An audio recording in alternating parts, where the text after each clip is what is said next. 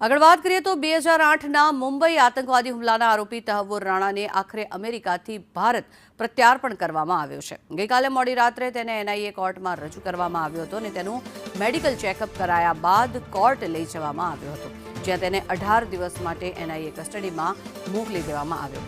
હવે એનઆઈએના એસપી અને ડીએસપી રેન્કના અધિકારીઓ તહવ્વુર રાણાની પૂછપરછ કરશે। જો કે એવી શક્યતાઓ છે કે રાણાની 18 દિવસની કસ્ટડી પછી તેને તિહાડ જેલમાં ખસેડવામાં આવી શકે છે અને પછી જો જરૂર પડે તો તેને ટ્રાયલ માટે મુંબઈ પણ લઈ જવામાં આવી શકે છે।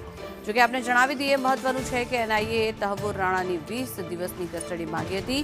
એજન્સીએ કોર્ટ પાસેથી 20 દિવસના રિમાન્ડની માંગણી કરતા કહ્યું કે તેની પાસે આરોપીની ભૂમિકા અંગે નક્કર પુરાવા છે, જેમાં ઈમેલ્સ અને અન્ય ડિજિટલ રેકોર્ડનો પણ સમાવેશ થાય છે। લાંબી ચર્ચા બાદ કોર્ટે મોડી રાત્રે પોતાનો ચુકાદો આપ્યો અને રાણાની 18 દિવસની કસ્ટડી મંજૂર કરી હતી।